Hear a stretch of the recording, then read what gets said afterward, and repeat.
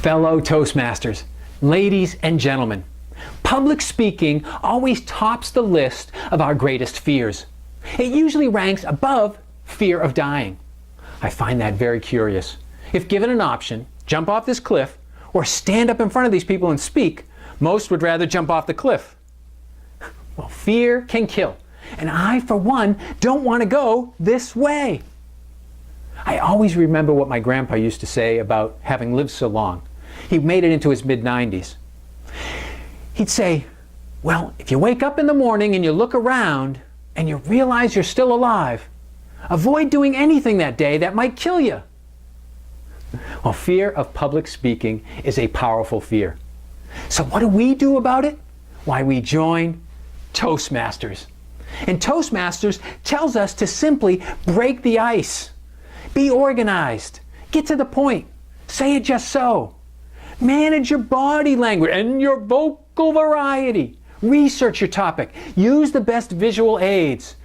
Persuade with power and inspire. Oh, and by the way, be sure to be funny. Why do we do this to ourselves? When I have to speak, I get anxious. My palms get sweaty. My hands get cold. My face gets flushed. My ears turn red. My breathing gets shallow. My heart starts to pound. My muscles get tense. It's like I'm having a major medical event. I can't pay attention to what other people are saying. I'm too worried about what I'm going to have to say. In an extemporaneous exchange, like in table topics, I come up with my best material, my best response. Pure genius. Always on the ride home. The first hurdle in preparing a speech? What the heck am I going to talk about? I know none of you have that problem. Next, structure. Am I going to use the sandwich method? That is, say what I'm going to say it, and then sum up by saying what I said. Or I could present my material chronologically, if time allows. Do you see what I did there, if time allows? Or I could use a question and answer method. But what if a dumb question comes up? I know. We always say there's no such thing as a dumb question until someone asks one, right? So, I, for one, have to write out my speech. I labor over every word, every turn of phrase. I write and I revise and I write and I revise some more. You've seen poor Toastmasters scribbling and scratching on their notes as they run up to the podium. Why do we do this to ourselves?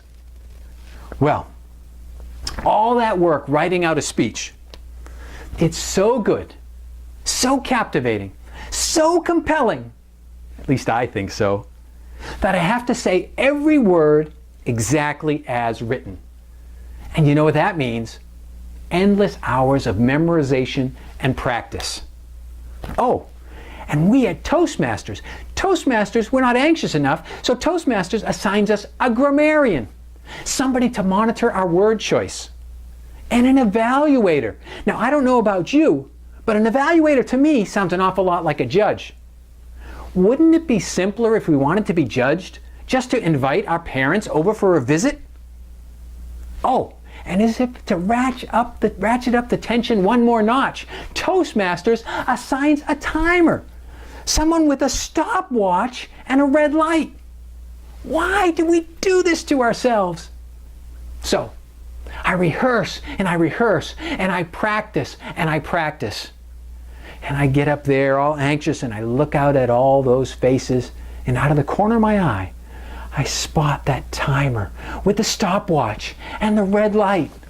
And what happens to that captivating, compelling speech that I memorized? Poof! It's gone! Gone! Oh. Now, here's the interactive portion of my presentation. Don't you just hate it when a speaker asks you to do something?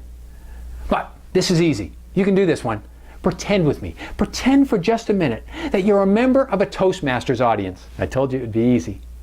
What's the first response when the speech starts to derail, when it starts to go wrong? Oh, shh! Now, you don't respond that way on the outside because you want to be supportive, so you keep a stoic expression on your face. But it really is, oh, shh! Ooh, So then the speaker starts to struggle and stumble, and they struggle and stumble some more, and what you want to do is you just want to shake them and you want to say, get yourself together, you can do this. And they struggle and they stumble some more. And your next thought, when are we going to eat? Some of you are there now, aren't you? I can tell. Almost finished. Light's not red yet. So we focus on the content of that speech, on the words. When truth be told, the words matter very little. What matters is not what I say, but how you feel. So, why do we do this to ourselves? Well, public speaking can be very scary. To overcome a fear, we have to face it. But once again, I'm reminded what my grandpa used to tell us when he taught us how to drive that old tractor. He'd say, well, first he'd point it downhill. You see, we tended to pop the clutch. He'd say, release the brake. Let it go. Driving's easy. And so it was, at least for a little while. So, don't worry about that grammarian. Forget about that judge. Forget about that blasted timer. Don't worry about the words. Come up with a worthwhile message. Point yourself downhill, pop the clutch, take your foot off the brake, and let it go. Make the audience feel something. Oh, and by the way, be sure to be funny. And that is why we do this to ourselves. Now, I'm going to irritate the timer. Beat the red light. Thank you all very, very much.